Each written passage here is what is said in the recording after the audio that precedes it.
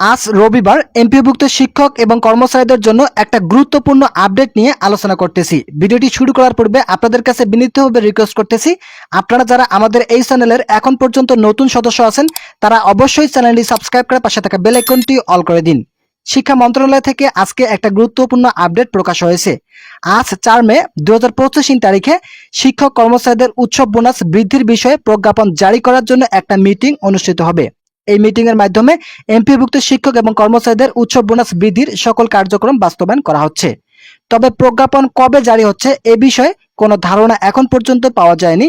যখন মিটিং শেষ হবে, মিটিং শেষ হওয়ার পরবর্তী সময় থেকে জানা যাবে আসলে শিক্ষক কর্মচারীদের কি ধরনের পদক্ষেপ নিচ্ছেন মাওসি কর্তৃপক্ষ। আজকের মিটিং এর মধ্যে শিক্ষক এবং কর্মচারীদের ভাগ্যের পরিবর্তন ঘটবে, কেননা আপনারা অবগত আছেন শিক্ষকরা দীর্ঘদিন থেকে তাদের উৎসব বোনাস, চিকিৎসা ভাতা এবং বাড়ি ভাড়া বিষয়ে আন্দোলন করে যাচ্ছেন। ভিডিওটি চলাকালীন সময় আমি আপনাদের কাছে বিনীতভাবে রিকোয়েস্ট করতেছি, আপনারা যারা আমাদের এই চ্যানেলের নতুন সদস্য আছেন তারা অবশ্যই চ্যানেলটি সাবস্ক্রাইব করে পাশে থাকা বেল আইকনটি অল করে দিবেন, যাতে আমাদের এই চ্যানেল থেকে এমপিওভুক্ত যে কোনো ধরনের আপডেট।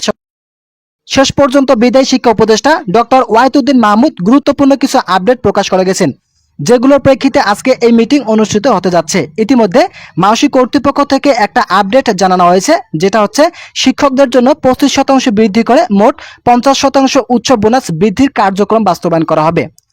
উৎসব বোনাসের ন্যায় আজকে শিক্ষক কর্মচারীদের বিষয়ে মিটিং হলেই তারপর প্রজ্ঞাপন আসবে এবং আগামী সপ্তাহে শিক্ষকরা উৎসব বোনাস এবং এপ্রিল মাসের বেতন পেয়ে যাবেন। তো ইতিমধ্যে এই ধরনের আপডেট এসেছে আমাদের কাছে, এই বিষয়ে আজকের এই ভিডিওটিতে আলোচনা করলাম। আশা করি এই ভিডিওটি থেকে অনেক উপকার পেয়েছেন।